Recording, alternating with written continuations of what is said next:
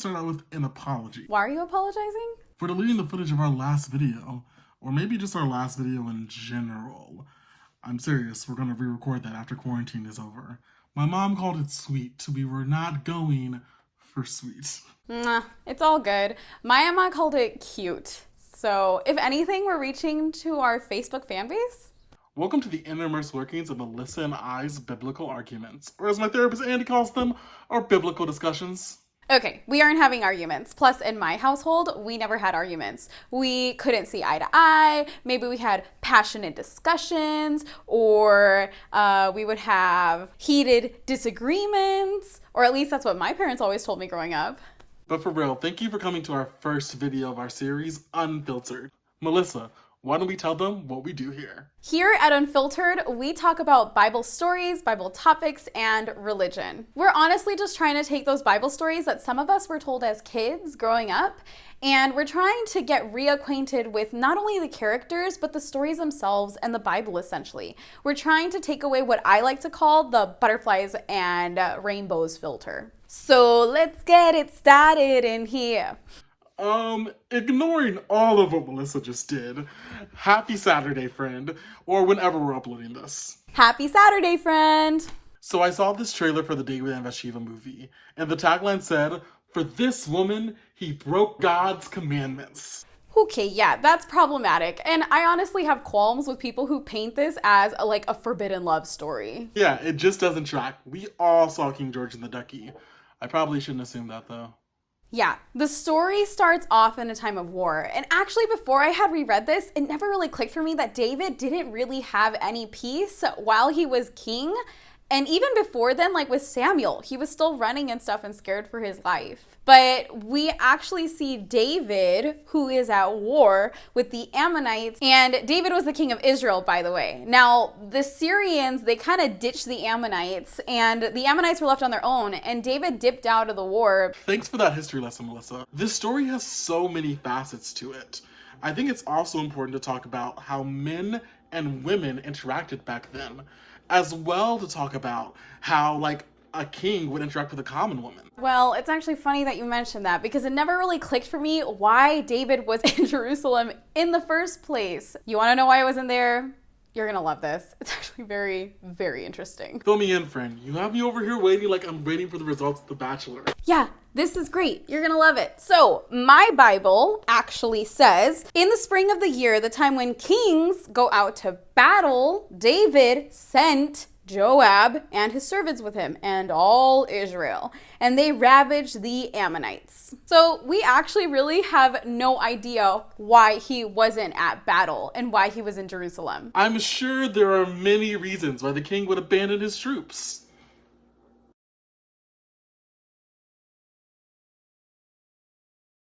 Okay, but really, this whole story just gets more messy because David isn't where he should be for, all of it. It's wild. During those times, and I do realize I sound like every one of our high school Bible teachers when they were talking to us. But anyway, back in those times, men and women had different times to bathe. So the women were out there because of privacy. And we could get into that, but we're not right now. The important part is that David knew that women were bathing during that time, and he was walking straight into temptation. It would be like if I said, you know what, I'm gonna stop eating donuts. No more donuts for Jaren Humphreys. And then I went into Krispy Kreme when they were hot and ready. Oh, look, they're so nice. Okay, well, yes and no. David was still a man in that culture, regardless of being king. But Melissa, if there was a war, King David needs to have the freedom to go wherever he wants to go. I mean, what if David was like, oh my gosh, there are missiles where the women are bathing. I'm just gonna stay in my very nice palace in protected land. No. David knew 100% what he was doing. Homeboy had no business being on that roof. All right. Maybe we should start at the beginning before we get into an argument you are clearly going to lose. Okay, excuse you. You are excused. Moving on. Sorry, excuse him. The story takes place between 2 Samuel chapter 11 and 2 Samuel chapter 12. Listen, we already know David was supposed to be at war, which he had the absolute right to not be at war because he's the king. Anyway, he decided to stay back. And the story goes that he woke up from a nap and wanted to stroll outside during the time that the women were bathing, when he saw this beautiful woman. I mean, gorgeous. The Bible goes out of the way to say it, and Melissa will get into that later. But she was beautiful. And let's not lie, friend. We've all been to a beach and seen some beautiful people. Fearfully and wonderfully made, God made us. We all know that. And friend, don't pretend like you don't appreciate a guy in a six-pack. Okay. You know that I admire the great work and dedication that it takes to get a six-pack. Not necessarily the six-packs themselves, more the drive that it takes to get there. Because I know that for myself personally, I don't have that drive or determination to ever get a six-pack. So yeah, I get it in part, but at the same time, the men of Jerusalem knew that that was the time for women and children to be bathing. So still, he had no business being on that roof. So as David got up to the roof at the super wrong time, he just so happened to see Bathsheba. And listen, friend, the Bible never really says anything about women. And if they took the time to say something, it's because it was really important. Because paper back then was really hard to find. So when the Bible says that she's beautiful, this girl must have been like a straight up 12 on a scale of 10. And David was actually really intoxicated with her, and enough so to ask his servants who she was. And that's when he realizes that he happened to be checking out Uriah's wife, who again just so happened to be in battle. Isn't that where David should be? Then David asked his servant, yo, who is she? Get her name and bring her over here. And then she comes over and they have sex. Like zero foreplay, like straight to these sheets. I think it's important to examine that part because I think it's so often easy to portray this as like, oh, they had dinner, they went on a date. But no, it was nothing, straight sex. And that's hard for us because we want to believe that David is this wonderful man who would not just go out of this way to sleep with some random wife. But David's complicated. And even though he's complicated, we still love him. Wow. You know, I always thought that there was at least some like whining and dining, but nope. Honestly, this is just me thinking about how women have been treated historically and even nowadays. But do you think that on some level it might have not been totally consensual? I'm not saying rape, okay? Because the Bible is very clear when rape has actually happened. But she must have felt some kind of pressure, right? Or is that just me thinking with my filter of the #MeToo movement era? The dynamic of power was very, very much tilted in David's side. We all want to believe that we're the Meredith Grey in a Shonda Rhimes world. But the truth of the matter is, this man is the king of Israel, and he's asked you to come over, which means he's the commander-in-chief of your husband's brigade. He makes everything possible. So what do? Say no, and then your husband dies? Or is injured in some way, which is very ironic because of the end of the story. But we'll get there. Well, anyway, unfortunately for their one-time blunder, or at least that somehow makes me feel better that, hey, it was a one-night stand. It wasn't like a continuing affair. She comes to him and girl ends up preggo. This is when the hero of all of the stories we've ever heard starts to make some very bad, not questionable, very bad choices. Honestly, in this part of the story, David really reminds me of a toddler who has messed up or painted something on a wall. And so he grabs another color of paint and splashes it on there. And he just keeps trying to cover it up with a whole bunch of different colors where he just ends up a rainbowed mess and the wall is never fixed. Like, it's just a hot mess situation in general. David basically tries to play whose sperm will get there first. And I know that sounds crazy, but let me break it down to you. So David finds out he's pregnant and he's like, oh no, should have worn a Trojan. What's the next best thing? Go get her husband. Because in case we haven't mentioned, she's married, like super married, like very married. In case we haven't mentioned yet, she's pregnant. Yeah, so David calls for Uriah, the husband. Man, I feel all the novela vibes. And David just tries to casually ask him about the war. I can only imagine David sitting there like, don't freak out, don't freak out. What's the most casual thing that I can ask him about? The weather? No, that's too cliche. How's the war? And like, what is Uriah supposed to answer to that? People are dying, bro, and you're not there. So David in response is like, dude, you should go to your house and wash up. But I'm gonna try to drum roll.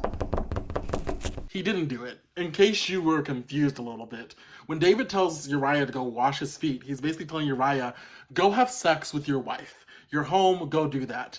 But because Uriah is a good man, like a very good man, he says no. He says, listen, my friends and my soldiers and my troops, they are out there suffering, and just because I'm home does not mean that I get to lay with my wife while my men are out to war, which is super honorable. But let me be very realistic about something for a second, like in my own personal journey, just for a moment.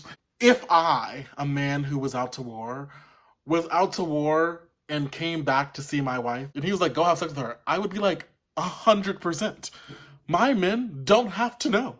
Listen, it has been, to give you context, the war started in winter. We are in like mid-April here in the time like Uriah. He hasn't touched his wife in months. He's been sleeping in tents with men who are sweaty and like smell like dirty socks. Listen, I ain't the one. If it were me, friend, I am getting laid. Yeah, this poor sucker Uriah. Bro's so loyal, he sleeps outside of David's castle walls. Poor love-struck fool. But it is honorable. He chose to do the right thing, to honor his men and honor God. But unfortunately, what was right for God was not right for David. So David comes back to this situation, ready to high-five this guy for getting some, like he didn't just sleep with his wife. Yeah, poor guy was getting played. And this happened not once, but twice. Actually, it was thrice. When the man of God got a man very drunk. Is this the wrongest thing that David does in this story? I'll take not even close for 100. You are correct! Yeah, not only does he get the poor guy inebriated, but he does it with the intention of trying to get him to sleep with the wife. This story has more twists than Tiger King. It doesn't work. David does something pretty unthinkable. He abuses his power in a major way. He commits murder. To be clear, David sent Uriah with his death instructions with the manservant. Okay, I just want to clarify here that David sent Uriah with his own death orders. How messed up is that? Like, I listen to Crime Junkies every single Monday, but my master's in psychology definitely couldn't prepare me for how twisted that is. So David gets the news that Uriah has died, and that's when it really hits the fan. Oh, you mean when Nathan shows up? David decides to marry Bathsheba, which is just plain weird. Oh, so it's not the amount of time that he waits for her to rebound from her dead husband that's throwing you off? I mean, yeah, 100%. That's weird too. But I'm thinking about the guy who delivered the message, who got the message from Uriah that said, kill this guy, basically. And he comes back to see the king married to Uriah's wife. I would be so concerned for my own wife at this point if I was that guy. Mercy, you're right. Like, can you imagine everyone? Married women aren't off limits? Oh my gosh, what kind of king do we have? So right, Nathan. David gets married to Bathsheba. Then Nathan busts down the door with the rubber ducky reality. I think a point that needs to be made here is that David did not realize he was doing anything wrong. He was so overtaken by his sin and wrongdoing that he didn't really realize what was going on around him. David, the man who's wrote thousands of songs about God, all of a sudden is overtaken, like me and you, with human desire. It's because he's human. And honestly, in this whole story, it's really great to see David with all of his mistakes. Because when you can't think it can get any worse from going from an adulterer, boom, slap on the title of a murderer too. And yet through it all, he still has a great relationship with God. And he's still called a man after God's own heart. I think God still saw him like that. As much as Nathan brings bad news, and I do believe he brings bad news, and we will get to that in a couple seconds here, I also believe Nathan's main goal was to bring him back into communication with God. I mean, I would argue that Nathan was just bringing their consequences to them. But yes, agreed. And in typical God fashion, he has a backup plan. What about that rubber ducky thing you said earlier? If that was a joke, I'm very confused. Ah, yes, the rubber ducky reference. That's from VeggieTales BT dubs. So Nathan comes in, and Nathan is this prophet who really is kind of a spiritual advisor to David. And he comes in to tell David about this story about this rich guy and this poor guy, and how this rich guy went and took the one sheep sheep that this poor guy had, even though he had like a bazillion of them. And David gets all up in his feels trying to go find some justice. And then Nathan is all like, bruh, that's what you just did to Uriah. Nathan goes on to say that David's family will experience calamity, but David will not die. But the death did come to his unborn son. That's so sad. And like he said, 7 days later, the baby did die. David repents, and the wild thing is that God's relationship to David does not change. The Bible literally says he washed away all their sins. Yeah, that's so true. And you know what? A lot of times we're the ones who hold ourselves back from coming to God. We feel like we need to be a certain way, or we need to be in a certain condition or something like that to come to him. But he just wants us to come to him and just have a relationship with him. And I know this because this is something for myself that I've struggled with for a lot of my life. I really like how David didn't even miss a beat with God. God's love for David is so strong. It's amazing and it's wonderful. And it's not because of David's special relationship with God. It's just because he's God's child. In Romans, it says that there is nothing that can separate us from the love of God. Even David, an adulterer, a cover-upper, a murderer, is not forsaken from God's love. Mercy, yes. And I know I haven't murdered anyone, but I definitely know I'm not perfect. And I know, friend, we can't categorize or rank or compare our sins. But this whole story shows me that, 1, God just wants us to come as we are. And that 2, no matter what, God always loves us. I honestly think that that's why the lyrics for Hillsong United, "You love me as you find me," resonate with me so much. Well, friend, first video in the bag. High five. So what's next week's topic? I think we should take it all the way back to the beginning. Hey, thanks for watching. Don't forget to like or follow us on all social media platforms, except TikTok. Hey, I love TikTok. Don't forget to comment on this video. Melissa and I will be responding all week long. She might even convince me to do an Instagram live because apparently some people, that one over there, likes them. All right. Click, like, ring the bell, and subscribe, everyone. Hope you have a great week.